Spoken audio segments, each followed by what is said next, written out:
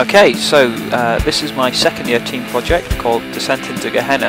It hasn't actually been fully marked yet since we're still making it, but for the part I have been assessed on, I'm sitting on a first. I'm working with another programmer whose job it is to take what I do and make it into a playable game over a network. My title is lead programmer in this, but since there's only two of us, it doesn't really mean very much. The reason I'm showing you this, which is the hot seat version, is so that I can confidently say all the functionality you see here is mine. Of course, being a programmer, I'm artistically challenged, so all the models you see here are made by games design students in my team. The game started off as a real-time strategy game, pitting hordes of demons against the forces of Norse Valhalla.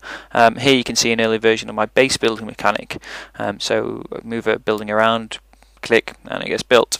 And here's my first A-star pathfinding system, first with this cube, then moving on to this T section that was a model from one of the designers. The problem we had, however, was that we had big problems with scope. Over Christmas I played a lot of XCOM, and as I was playing it I was thinking, wow, actually elements of the battles here are simpler than the game we're trying to make. Nothing has to happen concurrently in a turn-based strategy game. One unit makes up its mind where it's going, how to get there, and any actions to take, and then the next unit does. In an RTS there could be multiple units trying to do this at the same time. Also, in a turn-based strategy like I was thinking, only two things are needed for basic gameplay. So you need to move into range, and then you attack. In an RTS, you need to gather resources, build a base, recruit an army, move your army, then attack. Turn-based is just so much more simple. So, I raised the issue with the team, and actually they seemed just as eager to rescope as I was. So, we decided, let's move to a turn-based strategy game. A week after making that decision, we had this demo. In 1 week we had a playable game, which was such a good feeling.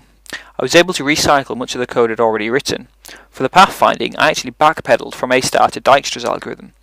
The reasoning was that the nodes that are being considered don't get pulled by a heuristic towards a specific point, which meant the nodes being considered would fan out from the unit and find all the possible nodes up to say 10 or 15 nodes away from the unit, creating a green movable area and finding the path to all the nodes in the green area at the same time.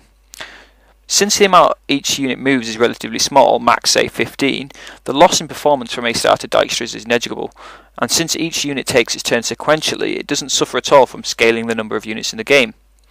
And here you can see, after moving into range, the red unit destroying the white one.